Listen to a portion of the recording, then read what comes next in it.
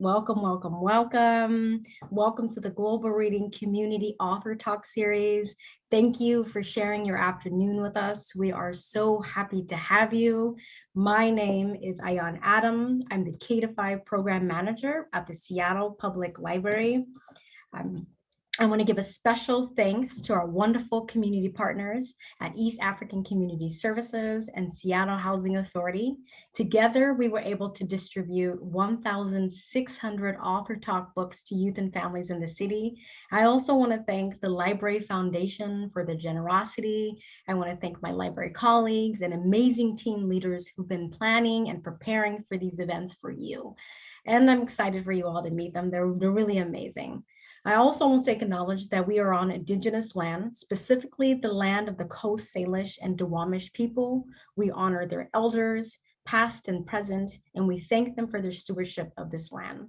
We're excited to have you here to celebrate reading, African and Black diaspora experiences, identities, and stories, because they matter. And I'm excited for you all to meet our co-authors, Omar Mohamed and Victoria Jamieson. I'm now going to pass the mic to our first team leader, Fartoon, who will engage you in a poll and who will introduce our wonderful authors for tonight. So Fartoon, my friend, I want you to take it away. Hi guys, my name is Fartoon and welcome to the Global Reading Community Author Talk Series. We're so happy that you're here with us today and we're going to have so much fun. Today we will be hearing directly from the co-authors of the graphic novel When the Stars Are Scattered by Omar Muhammad and Victoria Jimenson. You will have the opportunity to hear directly from them, learn more about their book, and ask questions during our Q&A session. You can submit your questions anytime throughout the program, and we are looking forward to reading them. To get the event started, we want to hear from you. We are going to give you 2 minutes to tell us a little bit about where you're from and how you're feeling right now. We are going to do the poll. Please make sure to scroll all the way down to see all the questions in the poll. Once you complete each question, then you will be able to submit your answers at the end. Okay, here we go. You have 2 minutes to fill out the questions. Okay, so while reading the poll, my bad. While reading the poll, I noticed that a lot of people are very joyful and intrigued and excited. So am I. And most of you are looking forward to hearing from the authors and asking questions. And a lot of you are from West Seattle, Tooele, and other places in King County. That's really nice to know. So I wanted to say thank you for participating in our first poll. We are so happy you are here. Now I'm going to introduce our awesome co-authors. We have Victoria Jimenson and Omar Mohamed here with us today.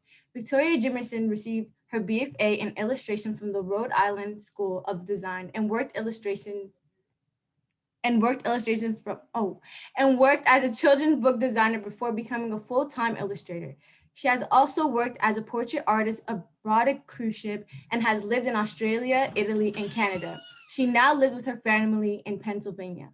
Omar Mohamed spent his childhood at the Dadaab camp in Kenya. He now lives in Pennsylvania and works at a center to help resettle other refugees. He is the founder of Refugee Strong, a nonprofit organization that empowers students living in refugee camps. Visit www.refugeestrong.org to learn more. Welcome, authors. Please take it away. Oh, I'm so glad to be here with you all the way across the country. And Omar is joining us from across the world in Kenya. So I'm Victoria Jamieson. We're the co-authors of When Stars Are Scattered. And for about the next 20 minutes or so, we're just going to tell you about the book and how we wrote the story. Omar is going to start us off and tell us about his life growing up in Dadaab. So take it away, Omar. Hello, thank you for having us. My name is Omar Muhammad, the co-author of When Stars Are Scattered. So I would like to highlight a few things about the book. The book is solely based on my personal story, me and my younger brother Hassan, who has intellectual disabilities and grown up in the Dadaab refugee camp. First, I would like to tell you that my story is like any other story, any other refugee story around the world, regardless of where they are from or regardless where they live. If they live in Syria or Uganda or Kenya or Tanzania or Sudan or Ethiopia. So my story is like any other refugee stories around the world. Why did I choose to write my stories? I wanted to share my story because we always hear about refugees, who those refugees are and why are they refugees in the first place. So if I don't share, then who else will share my story or stories like mine? That's why I choose. I wanted to educate people about why am I a refugee? Is it something that I choose? That's why I always say no human being wants to be a refugee. And I, Omar Muhammad, or other refugees, they did not choose to be a refugee. Also, how does the fleeing happen? How did I left my home country and came to Kenya, Dadaab refugee camps in Kenya?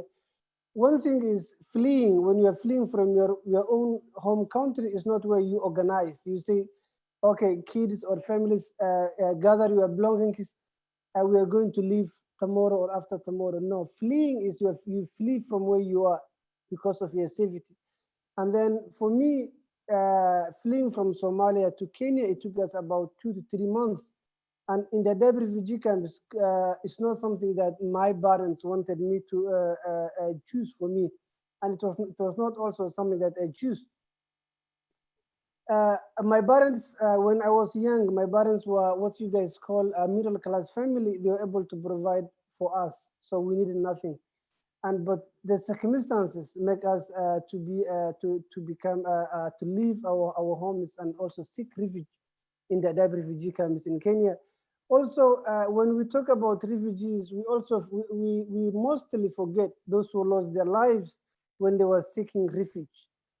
And that's why I wanted to highlight by using my personal story to highlight many other stories within the refugee communities. In the book, when it starts as scattered, you'll also see other characters, someone like Jerry, Mariam, and Nemo. You'll see them, the challenges they also faced when we were living in that refugee camp.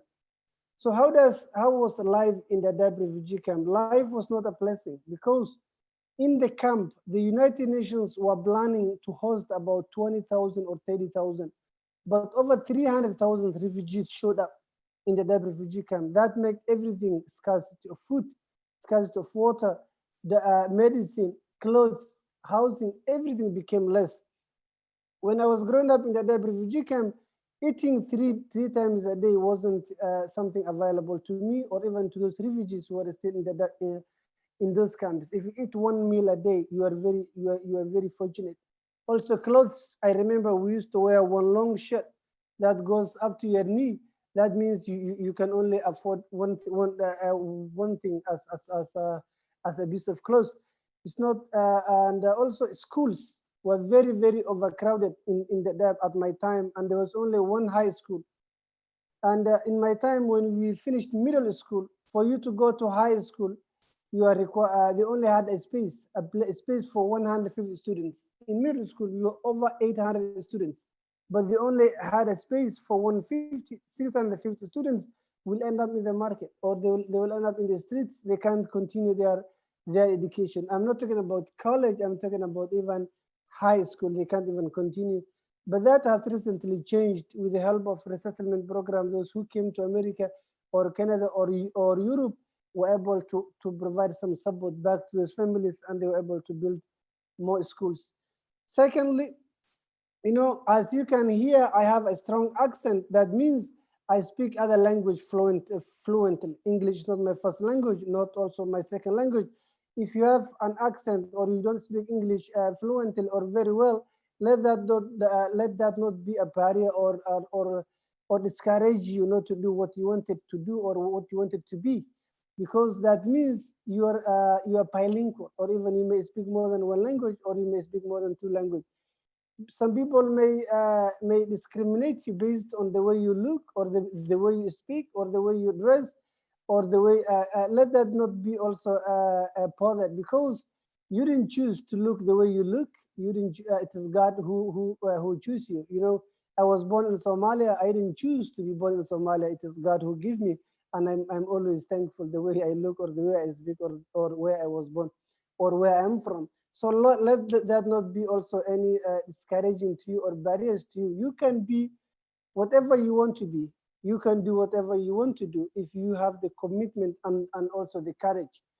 Also, one thing you learn from the book is kindness. I was in when I went to high school, I wasn't able to afford a school uniform. You know, a lady from Spain, her name is Susana Martinez, was able to provide school supplies plus a school uniform that may help me to continue my studies, to continue my high school and learn English and other subjects too.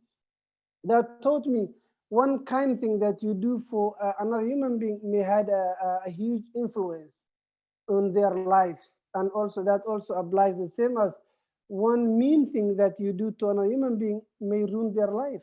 That's why bullying is not good. Also, being mean to others also is not good, because you may see one bad thing to another student or to another friend that may be simple things from you, but it may hurt.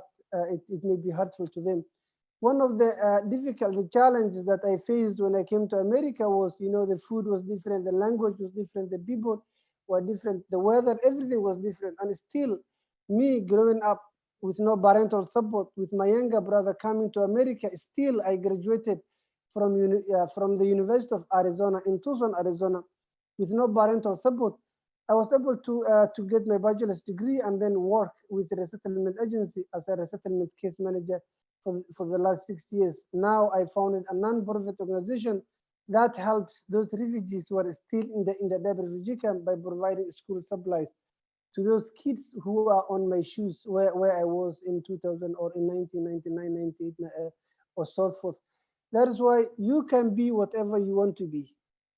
If you want to be a doctor, you can become a doctor. If you want to be a lawyer, you can be a lawyer. If you want to be an author, you can be an author and write books about others. And that's why I really co-authored this book with Victoria Jamieson. This is my first book, but there's more to come from me. Because writing books, one good thing I just realized is, you know, it's easy to share not only your story, but it's always you deliver a message on behalf of a larger crowd, you know. And I'm a voice for many voiceless who are still in those refugee camps, that cannot share their story, that cannot share their challenges, that cannot share their successful stories. So those are the things that I will really be focusing on. Also, since this is also I was told some of the sponsors were also Seattle housing authorities. When I was in college at University of Arizona, I used to live in public housing called Section 8. You know, they helped me a lot. I don't think I will be able to, I was able to finish my college without the support of also housing authorities, and it's always good to see them also involved with books. So I will give back to Vicky. I know it is very, very tough, and I'm also live from Kenya. It is now almost 3 a.m.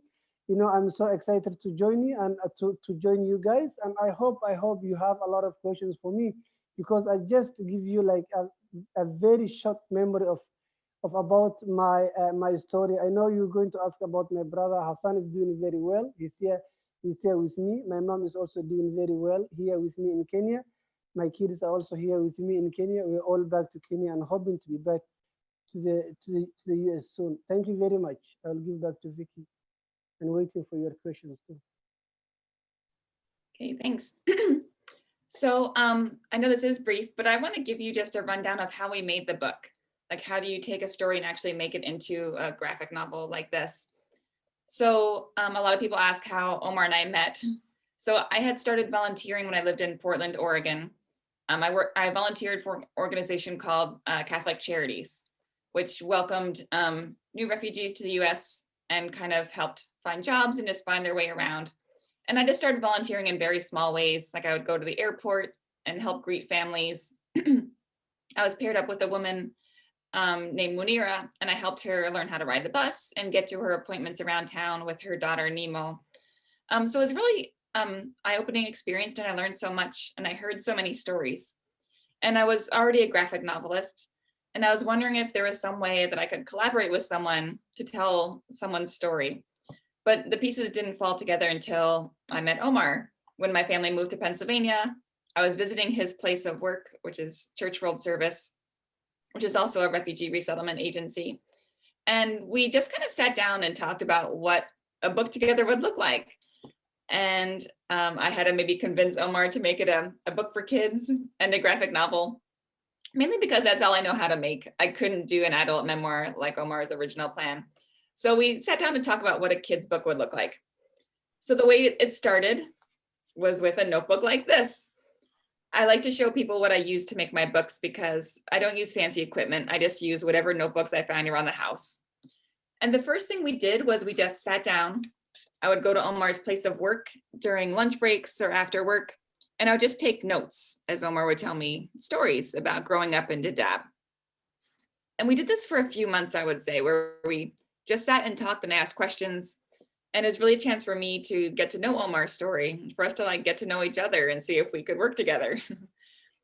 So after I kind of had a sense of the stories and we were kind of deciding what sorts of stories to put in the book, I always, even in the very, very early stages, I start sketching, even as Omar was talking, because as a graphic novelist, I just seem to think in words and pictures together. That's why I make graphic novels, because I love that you can say one thing in pictures.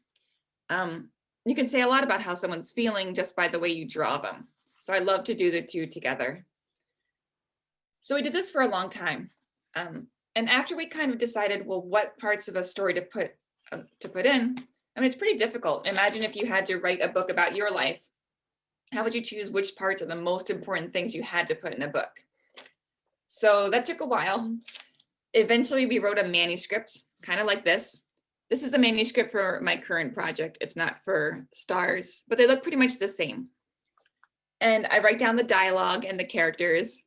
And then this is another chance for Omar and I to read through it, make sure we're not missing anything important, make sure it's flowing well. We share this with our editor to get her advice too. And after we're all feeling pretty good about this, it's time to add the pictures, because right now it's not a graphic novel, it's just a manuscript.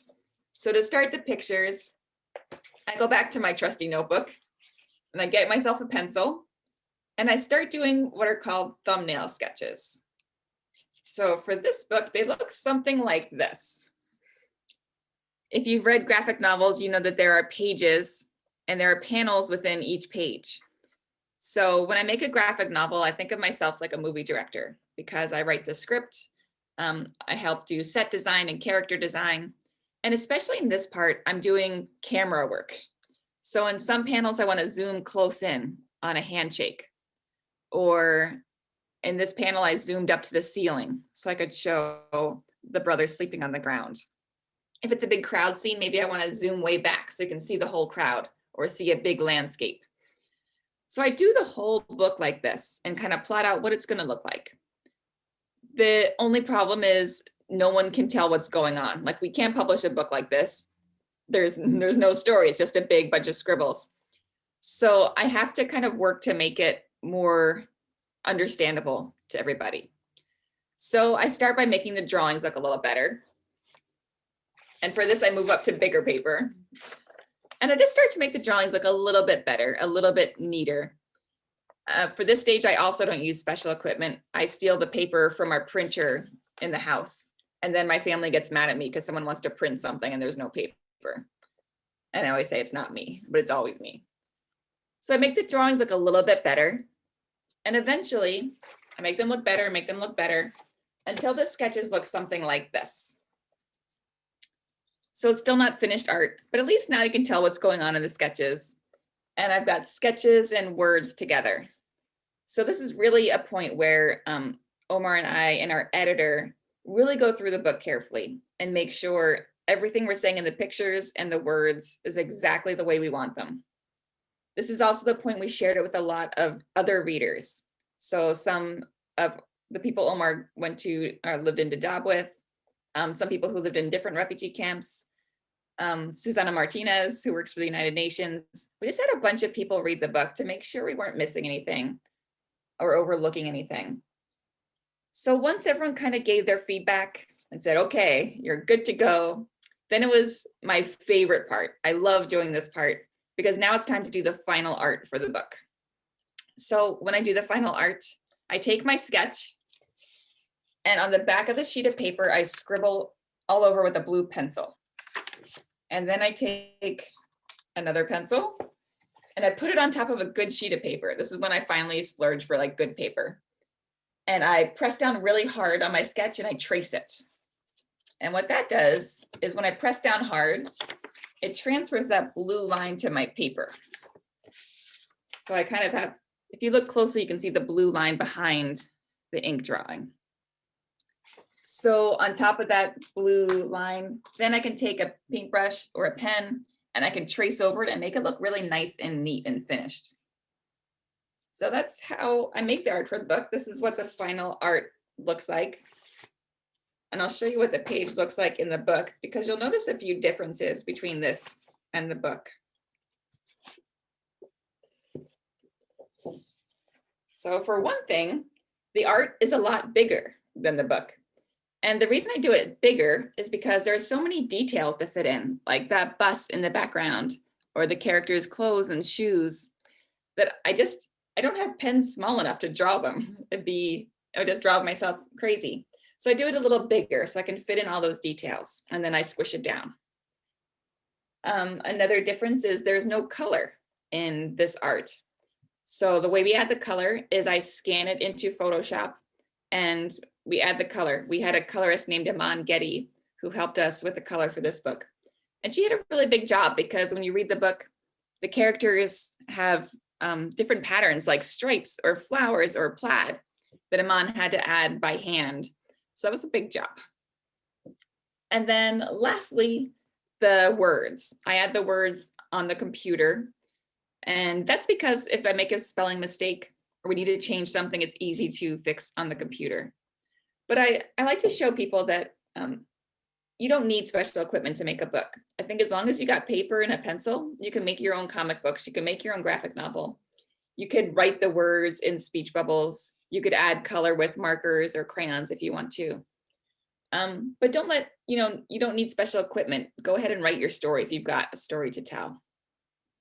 Okay, I've got 2 minutes left and I've got 2 more things to show you. So one thing I wanted to show you, one of the most difficult parts for me when I have to illustrate a book or making a book, a really hard part for me is doing the cover. This might be a good exercise for you. If you have a book that you really love, think about what you would put on the cover of that book. Because it can be hard to tell a whole story just with one picture, because you want people to pick up the book and you also want to give a sense of what the story is about. So the sketches that I sent my editor look like this. And she said she liked both of them, but she suggested we go with this one, because one thing we wanted to convey on the cover was the close relationship between Omar and Hassan. And in this one, they're holding hands, but they're a little further apart. And this one, just because they're hugging and close, you really kind of get a sense of the close relationship. So we went with this one. Her one comment was they both look pretty worried and scared. And even though it is a sad story and lots of sad things happen in the book, we wanted there to be hope on the cover too. So I added a little bit more of a hopeful look on their faces. So kind of the same sketch. And that's how it transferred to the jacket. And the last thing I'll show you, a lot of people ask why we chose the title When Stars Are Scattered. One story that always stuck out to me was how there's very little electricity in the camp. And so the stars were really bright at night. So to draw the stars in the sky, I just spent a Friday night painting stars. And I put these yellow dots are like a rubber cement. And I put some salt on the paper and I just brushed over with some ink and I made a starry sky. And so I added color to use on the cover and inside the book. So that about ends our presentation part of the evening. We wanted to leave lots of time for questions. So I hope we have lots of questions to answer, and I'll hand it over to our question askers.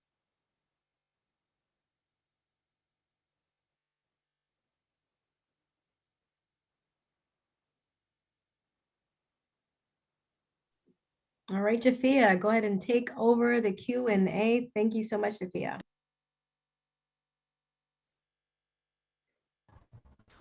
Okay, well, welcome. Wow, that was powerful. Thank you for sharing more about your book and your journey writing this book together. Omar, your story is so important and inspirational.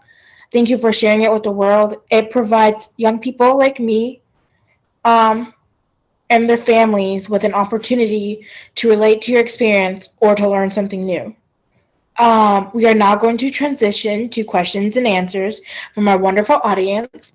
Now is your chance to submit questions if you haven't already in the Q&A. We are going to try our best to get through all the questions if possible.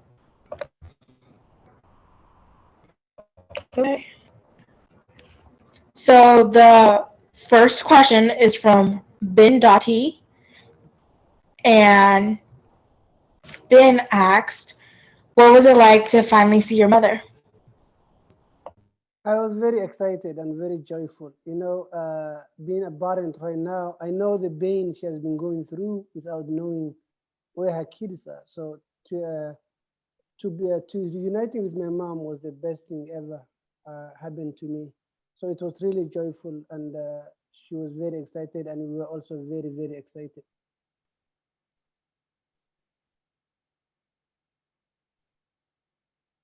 Okay. Um, Now the next question is from an anonymous viewer. And that person asked, this is for you, Omar. Is Omar a refugee from Somalia or Somaliland? I'm from Somalia. I'm from Somalia. Okay, cool. The next question is from Hannah Powers. Okay. This is for you, Omar. Hannah said that she teaches at Seattle's high school for newcomer students, and Hannah has a few students from Somalia who are on this video call. They read your book, they loved it, and they were asking, what is your favorite book to read? Growing up in a refugee camp, also one of the biggest challenges, the tough thing was books were not available to us as a child. I wasn't able to read as many books as I could. And that's why I always tell students in the US now who are maybe parents are from originally from other countries like Somalia, Kenya, Sudan, Ethiopia, who came to this country as a refugee, take advantage. Maybe there are kids out there in the world who don't have the resources that you have today. Maybe for me, when I was in school, I used to use one notebook for 5 subjects, one pencil for a whole month, or maybe for a whole year. But those are not an issue for you guys in the US today. So I always tell the students in the US, please and please take advantage of those opportunities that you have, those resources that you have, and those wonderful teachers that you have, and even the parental support, the government support, the local libraries, the schools. Take advantage of those all opportunities.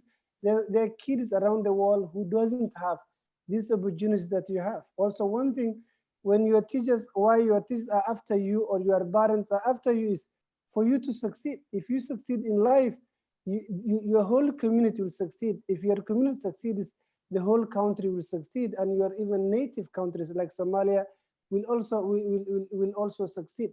So my favorite books that I read is A Long Walk to Water, and also I used to read a book written by Chinua Achebe, Things Fall Apart. Those are few books that I remember. But I also recently read books like Roller Girl, written by Victoria Jamieson with my kids too, and it is a fantastic book to read too. Thank you, Omar, for answering that. That was a very good question. I've kind of forgot who asked the question, but that was a very powerful question. The next question is from another anonymous viewer. This person is asking, what does it feel like to go to Dadaab as a visitor, and do you see people that you remember? Good question.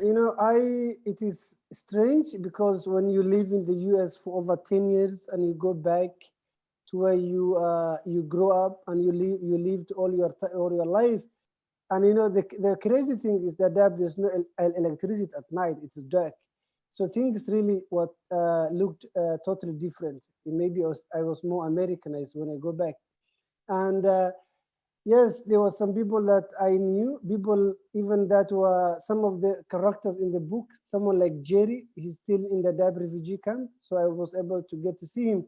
And the reason I go back is with my organization. You know, my organization, what we do is we empower refugee students in the Dadaab through education. In the refugee world, those refugees, they always have three options. One, to go back to their home country if it is secure. Two, to get the resettlement opportunity, which is also very few. You know, 1% of the refugee population gets the opportunity to be resettled, and 1% of the 1% that are considered make it to the end. That means those refugees, they have to be interviewed. I know many of you have been to those interviews. If you are not, your parents have been. Those are tough interviews. They will be interviewed, re-interviewed, screened, re-screened. And the third option is to stay in that refugee camp forever. And in the Dadaab, we call it open prison. They are not allowed to leave that those refugee camps. And it's one thing is only available to them and will help them is education. You know, if they get resettled, their education will help them. If they stay in the refugee camp, their education will help them. If they go back to their home country, their education will help them. That's why I choose to support them with the education system through my organization with Refugee Strong. It is strange. It's really tough. It's very hot. It's very sunny. It's very scary at night because it's very dark and there's a lot of scorpions at night. But you know, it is where I grew up, and I know there are kids that need my support, and I always come once a year to deliver school supplies, books, textbooks, pencils, and so forth. And I will continue doing that for the rest of my life. Thank you very much for the question. Okay. Thank you. The next question is from Ollie, and Ollie is asking, how old are you? I'm 31 years old. Okay. And so this is another question from an anonymous viewer. This person was asking you, how is Fatuma, and did you talk to her now? Yes, Fatuma, she was really with me, and I'm with her recently. You know, I go back to Dadaab all that. I'm here in Kenya now with my organization in the Dadaab refugee camp, and that's where Fatuma lives. So I was with her.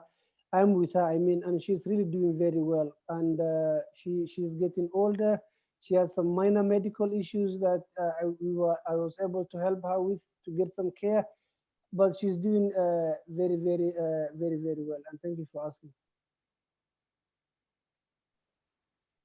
Well, that's great. I'm excited to hear that it's okay. Nabila Ali was asking, what is the story about? The story. Say one more time. The story is about me and my younger brother growing up in a refugee camp in Kenya. The story, actually, the book follows me and my younger brother from Somalia, where we were born, and then fleeing to a neighboring country in Kenya, then living in a refugee camp in Kenya. After that, then getting the resettlement opportunity coming to the US. So the book actually follows me and my younger brother from when we were kids to until we were teenagers. Okay, that's good. The next question is from Al Burapati. I'm sorry, because I probably said your name wrong. But they were asking, when did you start making books? We started late, I think 2016. And yes, that's when we started making this book specifically. Yeah, graphic novels take a really long time because it takes the writing process and then the art, and then Iman was doing the coloring while I was doing the art. So altogether, I think maybe took about close to 2 years. And then just to have the books printed, usually it's about 6 months after we're done working. So it's a really long process to make a graphic novel. Wow, that was very educational. Thank you for that. The next question is from Muna Abdi. Muna was asking, what did Omar do when you first came in America? You know, what I did first was settled, learn the system. You know, I was helped by an organization, the same as the one I work now. And then, you know, I had a dream which is to go to get an education for myself so I can better take care my brother and also be a better person for my community. So I went to school immediately and University of Arizona, in which I went for my 4 year undergrad. So I went to school and I was also working a full-time job and also a full-time student. That's what I've been doing when I first came. I know it is tough. I know it is challenging. The first years in America is tough because of the language, the culture, the background, everything. You know, it's like you have to forget all what you have knew, what I've known when you're a child, and then relearn again. And it's really tough when refugees came to America. That's the first 2 years are the toughest times of when they first come to America, because everything is new and they have to relearn everything they knew, specifically even from the housing perspective or even transportation, the food, the cooking, everything is different. That's why where organizations like Church World Service come in and help those refugees settle.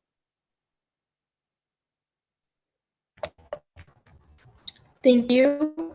The next question is from Nabila Ali. Nabila was asking do you live in Somalia now or not? No, I live in the US now and I'm in Kenya right now.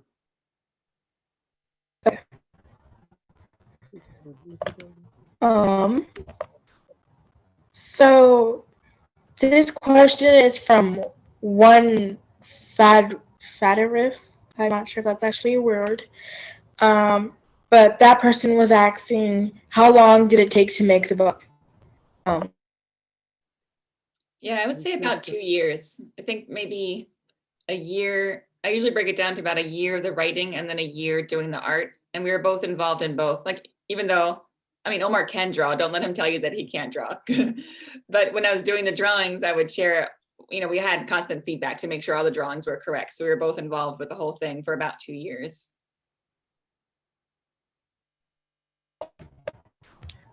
Cool. What was it like? This is from an anonymous viewer. What was it like when you had to go to America? It was tough because, you know, when you the only place that I knew was Dadaab. You know, I had a lot of friends, neighbors, and then you have to leave them behind and go back to a country that you know not from nobody. So it was really tough when you're leaving behind everything that you knew to a strange world where you don't know what you expect.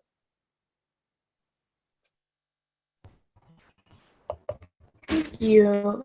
The next question is from Baha. Baha was asking, has anything been added to the book to make it more interesting? Also, how did you remember all of this, and have you forgotten any parts? Yes, we added some characters because, as I said before, my story is like any other story, but within my story, there were other stories that we wanted to highlight within the book, specifically the challenges that parents were facing, and also the challenges that were girls in the depth were also facing, something like early marriage, and also wanted to highlight people like Fatuma, also those who were community leaders like Tol Salan, who are able to, who are also doing. Also, we wanted to highlight the struggle I was facing. I wasn't the only one. Everyone around me was also struggling around within the camp. I remember, you know, I remember all the things that happened to me when I was a child, but I may not remember what I did this morning. I don't know why. Maybe I had a sharp memory at a younger age. Now I'm at the level of losing my memory. Thank you. This question is from Bardosa. Bardosa was asking, how is Hassan doing right now? Thank you for asking. Hassan is doing very well. Hassan has a special need. He's nonverbal. The only word he says is hoyo or mom.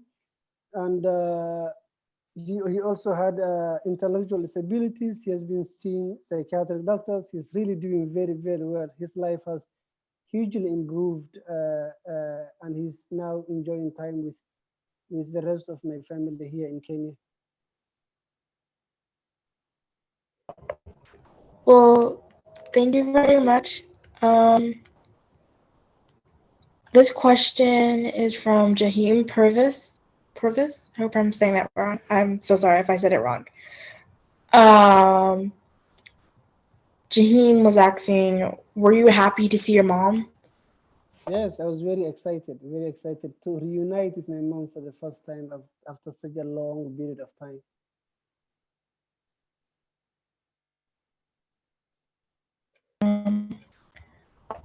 Thank you.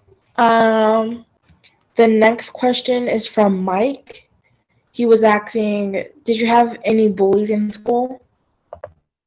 Yes, bullies was like, when you don't have an older brother who can take care of you, or when you have a brother with a special need who's always with you. There are other kids who may not understand your situation or your brother's medical conditions, so they may take advantage of him. Yes, but one thing, I was always protective of my brother, and also myself with non-violent ways. When I face bullying, I'll just report to the school principal and my teachers. I'll also report to Fatuma, who was our mom, who is also our mom. So bullying is not good. If you do any bullying, please stop. It doesn't help you. It doesn't help the other nobody. It's not something good at all. You may do some bullying to other students or a friend. You may ruin somebody's life, and he may remember that you for the rest of your life in bad memories. Why don't you do a good thing? Be kind to them so they remember you for the rest of their life, the kind thing you did to them, the kind things you say to them, and by supporting them, by being there for them when they need it. Also, what can you do if you see or encounter any bullying? Report to the adults. To the adults. You don't have to always respond violently. Just report any bullying, and it's not good things at any time, at any way, at any level, at any level. Because also, when you see bullying, report it to the nearest adult person and report it to your teachers. If you never be afraid to report bullying to any person, and always follow up with them. If it's not you who's been bullied, if you see some other students bullying other students, report them, tell them this and so is doing some bullying, and it's not a good thing. And it was really, I faced a lot of bullying, and I always remember those are some of the things that always stay with me, specifically my brother who faced a lot of bullying because of his disability. It's not him, those students with disabilities, they didn't choose to be disabled. It is God. It is, it's not me, it's not them. They didn't choose to be, it's the way they were created. And we always have to be careful, and we always have to be helpful. Specifically, it's refugee students, when you come to America, because you don't speak English, you'll encounter a lot of people, other students that may not as welcoming as you may expected or as you may think. Don't be bothered by that, because you speak other language that they don't. If you don't speak English, they don't speak Somali or Kiswahili or Arabic that you speak fluently. So if someone bullies you because of your accent, have them speak Somali or Kiswahili and Arabic, and see the way they will sound. They will sound way worse than you will sound in English. So, let that things not be bothered by you at all. Also, let's stop bullying at any way that we can. Okay. So the next question is, how did you? This is from Aisha. She was wondering, Aisha was wondering, how did you feel when you had to spend a lot of time from Hassan when you went to school? Say one more time. I'm sorry. Spend time with Hassan. Yeah, how did you feel when you had to spend like a lot of time away from Hassan when you had to go to school? Yes, that was one of the tough decisions that I have to make. Was should I go to school or should I take care of my younger brother, whom I am? Who's a good friend of mine. Also, he's the only one from my family that was with me. It was really tough, but Fatuma and Tol Salan, the community, also really convinced me and told me I can better help my brother if I get an education for myself. Otherwise, I won't be able to do anything for him and also for myself. The first weeks or the first months were really tough. I was physically in school, but mentally with my brother at home. Me and my brother have been together for our entire life. We never spent even one night separate, and it was really really tough being at school at daytime and coming home in the afternoon to be with him. The first weeks, months, years were really really challenging for me and also for him, because once I come from school, I always meet him at the gate waiting for me. The time he knows the time I come from school, but I have to sacrifice for myself for my education to be a better person for myself and for him too, and that also worked, and it was a good sacrifice for both of us.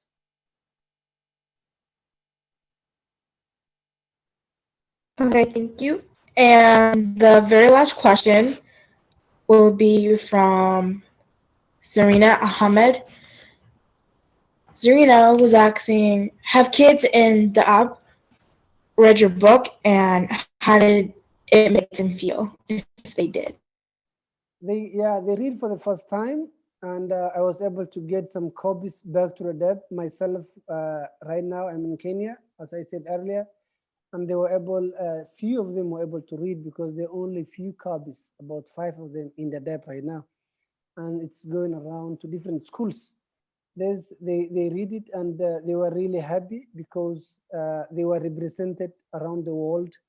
Their voices have been heard. One of their stories has been shared, and now people know about Adapt because of me and Victoria written about my story, and also founding my organization, our organization, Refugee Strong, which is all run by volunteers like myself and also Victoria Jamieson and other 6 volunteers that are run by my organization.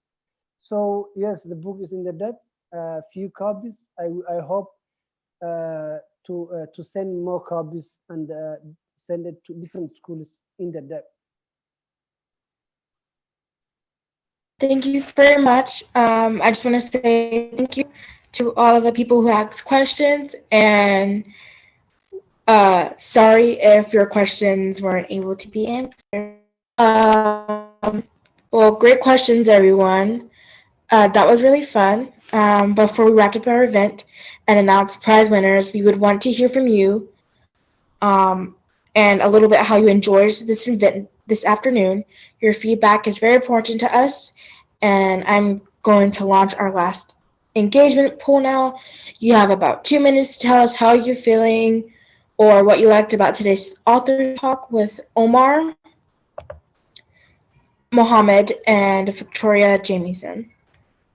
So a lot of people were feeling grateful and excited, reflective, ready for dinner, energized, and happy. People's favorite part of the event was the questions and answers. They really liked the author talks, being in the community with others and the team leaders. And today, a lot of people learned something new, and that is good because every day we learn something new. Well, anyways, thank you so much for participating in our last poll and coming to our event. We look forward to seeing you next week for our next author talk with Rita William Garcia. Thank you. Thank you, Jafia. We're so glad that you all got to stay with us to the very end. I hope that you enjoyed the author talk with Omar Mohamed and Victoria Jamieson today. They were amazing.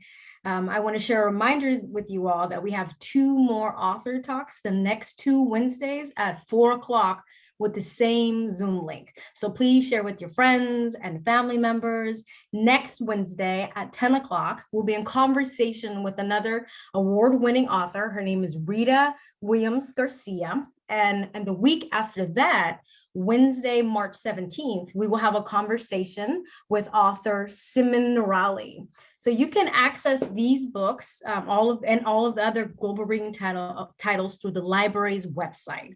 All you need is a Seattle Public Library card or Seattle Public Schools library link number. And then you can download to your laptop, all for free. So with your laptop or your phone and device, so that you can read this next book and be prepared for next Wednesdays and ask questions. If you have any questions about how you can find these books, you can call the library. We're more than happy to assist you. So again, please mark your calendars and we look forward to seeing you again. So before we end our event, I want to give a special thanks to the Seattle Public Library Foundation, to East African Community Services, and the Seattle Housing Authority for making these events possible. It wasn't only these books, but it was about distributing books, directly to families, and they were able to read these books. And I want to thank our team leaders. You guys did a good job, our authors, and most importantly, you for joining us this afternoon to celebrate reading and our stories, because our stories matter. It was nice to be in community with you all. We hope to see you next Wednesday at 4 o'clock to meet this award-winning author. So thank you and have a very good night, my friends. Thank you guys so much for joining us, okay? And I think that will be, and thank you, Ahmed, and thank you, Victoria. We appreciate all of you all. So have a good night, friends.